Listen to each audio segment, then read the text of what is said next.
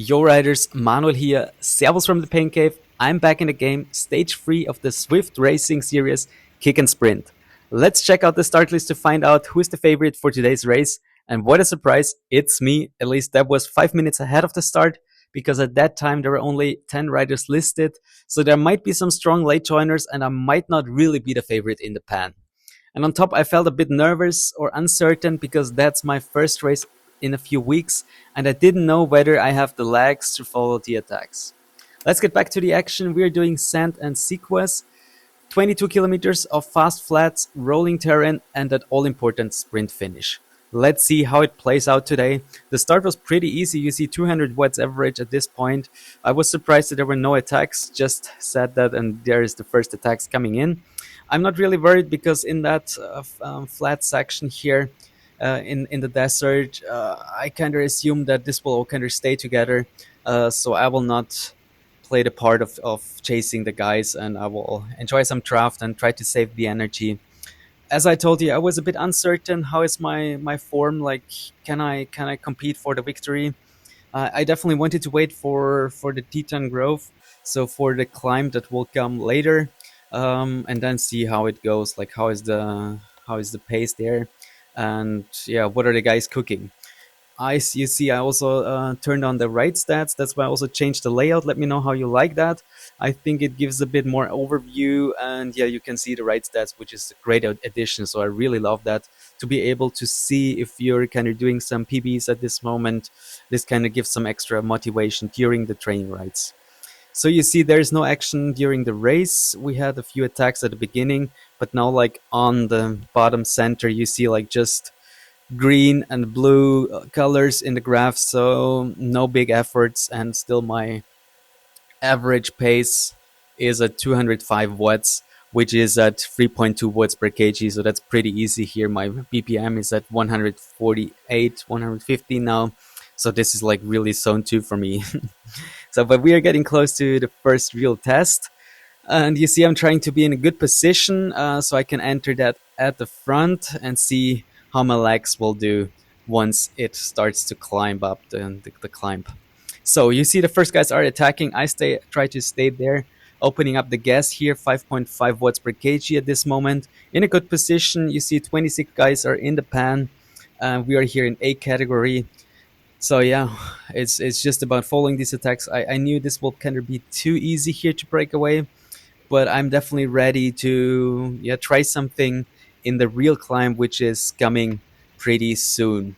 So here we have this punchy little climbs here, but again, you just need to stay at the front, give it a bit of a kick every time the gradient starts to race, and yeah, then there's no problems here. But again, I'm trying to get into a good position, so I will not miss any splits or any attacks.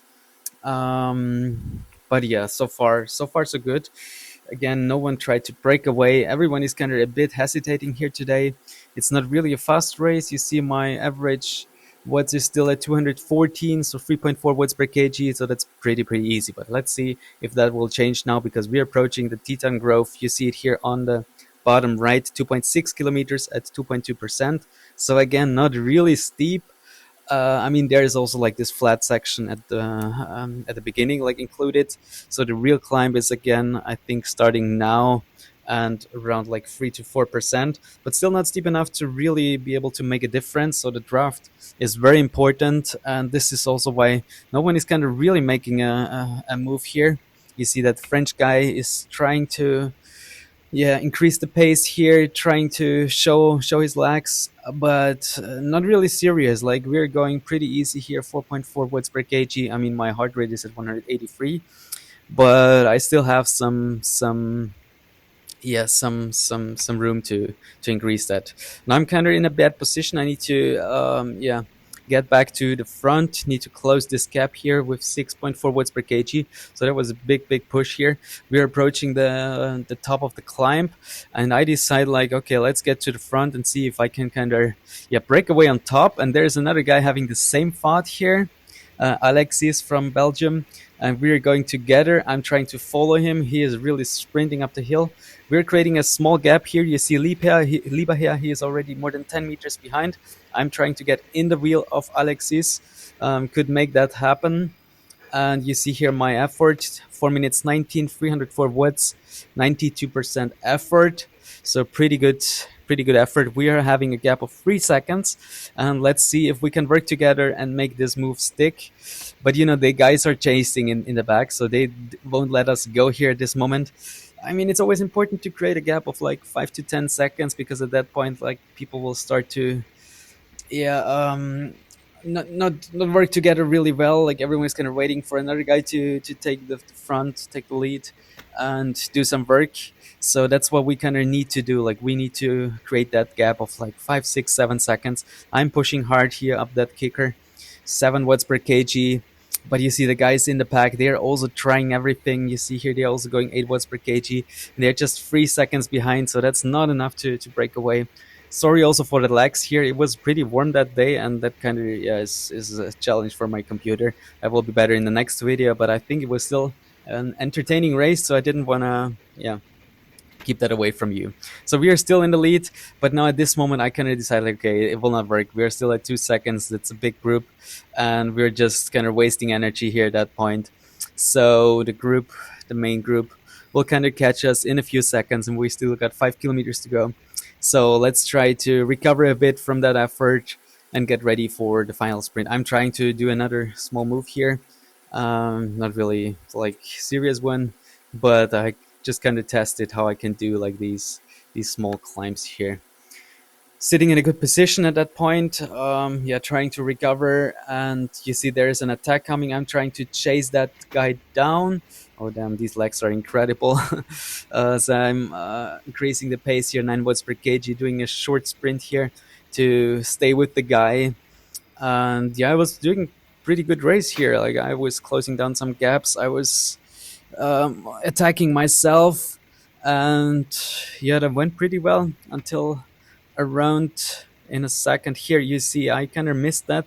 There is a second guy attacking, and right now no one is chasing, and I also kind of missed that. I didn't want to chase them again. No one is kind of really chasing, and they break away, and that's like with 2.5 kilometers. I mean, yeah, we are cooked. Like, they're gone. Like, because now at this point they created that gap of 5 seconds, which is kind of too hard to jump to.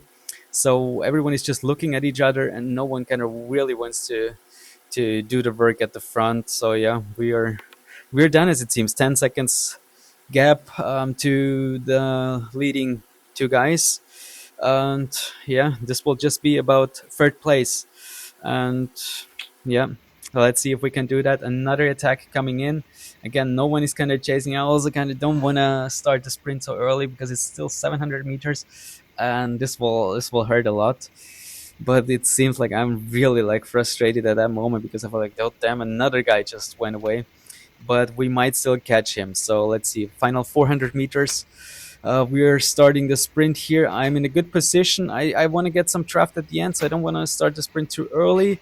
But maybe I'm starting it a bit too late now at this point. 925 watts, around 15 watts per kg. So it was a good acceleration. I'm able to overtake a few more guys, and I can almost make it to the podium, but finishing here in fifth place at the end. I mean, you see it. I was predicted second from the Velo ranking, so I had the best sprint. I had like all the best power numbers, as you see here. But I mean, yeah, this will not win you any races if your tactics are shit. So I was just not lucky that I couldn't break away that day. I had good legs. I could do more with it, but yeah, it was just not enough. You see here the effort from the race. Like, it was really easy start. Then there was like that push on the climb with the breakaway, and then that final sprint, which was also quite fine. So yeah, it was alright in terms of the power numbers. You also see here I could do a good sprint. I mean, not close to my BBs, but still, like, for my comeback race, I'm pretty happy with that. Also, 3 minutes power looks good. 2 minutes power is alright. So that was pretty fine, and something to build up. It was definitely a lot of fun. I really enjoyed being back on Zwift Racing finally. Like, it seems like autumn is coming pretty soon, so I will be back racing a lot more. Love the new additions to Zwift. Let me know how you like this new layout, if I should keep that or go back to the previous one. I think it's cool that I can also show some information on the bottom line, such as like the climbs and the efforts from the climbs. So hope you like that, and hope you gonna look forward to the next videos. If you enjoyed the effort, make sure to give it a thumbs up, drop a comment, let me know how stage 3 went for you, and don't forget to subscribe for more Swift races, breakdowns, and power battles. See you in the next one. Cheers and ride on.